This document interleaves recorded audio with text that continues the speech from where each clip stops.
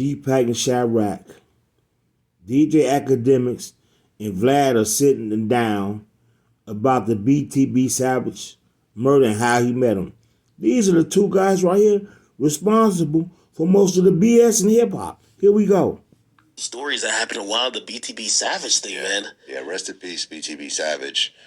Rest in peace to the victim in that robbery that happened, and just a sad situation overall.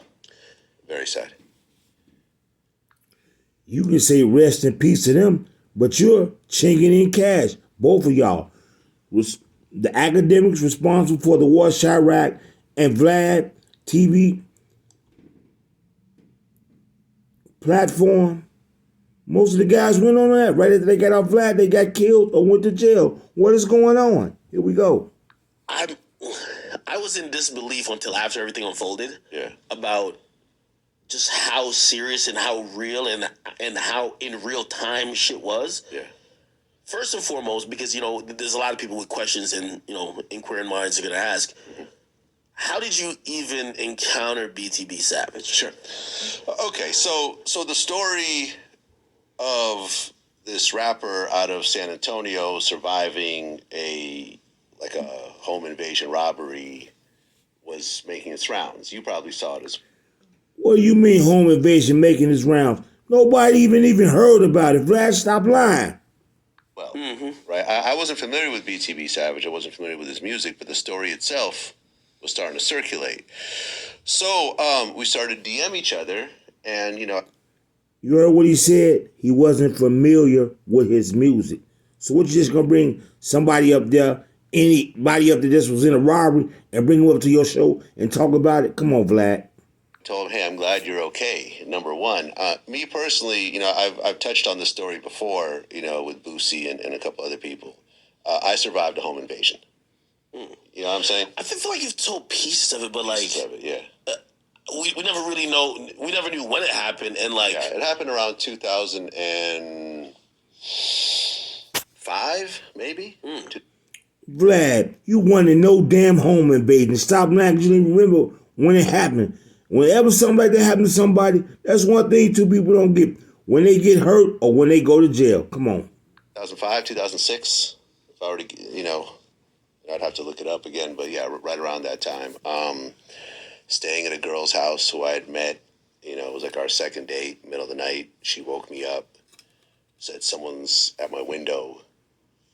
I'm not realizing that we're on the second story condo, and the window she's referring to is a balcony. There's a balcony behind that window. So how was someone there? I go to the window and I pull back the curtain, and there's a guy staring at me on the balcony. Does he have a weapon? What's that? Does he have a weapon? Or I don't know yet. But I'm like a deer in the headlights. Lies. You don't expect something like that. So he attacks me and jumps in through the window. She runs out and leaves me to die, basically. And this is her spot, right? This is her spot. Holy shit. So, without getting into too many details, it turned into a really bloody. You don't want to get into details about your business, but you sure being everybody else's business, and you was in BTB Savage business, and asked him all about what happened to him. Here we go. Violent situation that I managed to walk away from. You know what I'm saying? Fortunately. You wasn't even in a home invasion. Cuts on my hand and my eyes from that night, but really, yeah. But I walked away, and he didn't walk away. Essentially, although he did survive, let me just put that out there. But that situation changed my life. He didn't walk away, but he walked away, and he survived. Come on, Vlad, you lying. In terms of how I view things and the way I approach people and how I handle my fear and so forth.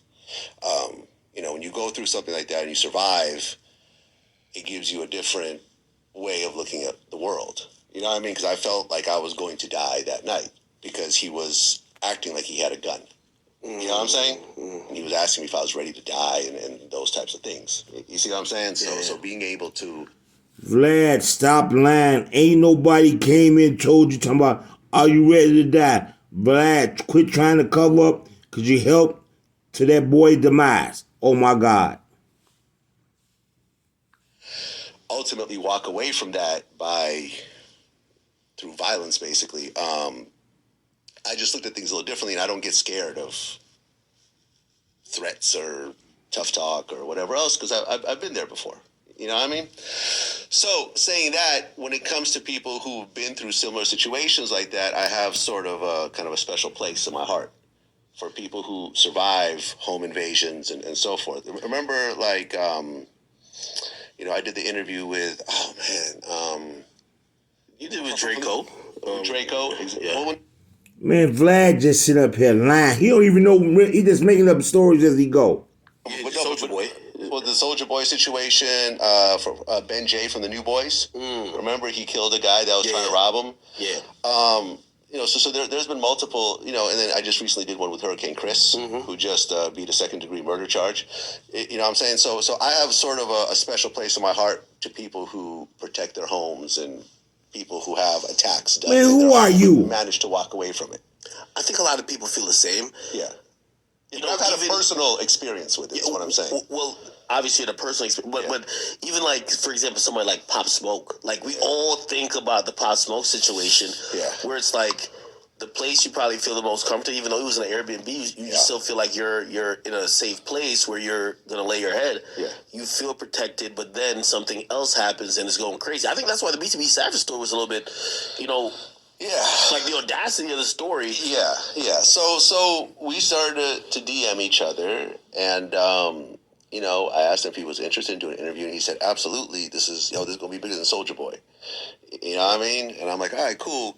And it even got to the point, like, because I think he had changed his number because we had contacted him, and then like a little time had passed, and he hit me back. He's like, "Hey man, like, I still want to do it. I'll pay you. I'll pay you to do the interview." And I'm like, no, it's cool. Like, we just couldn't contact you. It's still going to happen. So we did the interview, and before the interview started, like, I didn't know the whole story, right? I didn't, realize that his girlfriend was there and was involved in it. So we kind of, before the interview started, he kind of went through the whole story from beginning to end, just so I could have like a blueprint for it. And I'm like, okay, cool. I got the story. Vlad sit up here and tell all these lies. He got a place in his heart for people that been through home invasions. He just sit up there and lie. The guy didn't walk away, but he survived. Man, I'm tired of this. Those are the two troublemakers of hip-hop right there. There's Gpac and Chirac, and I'm out.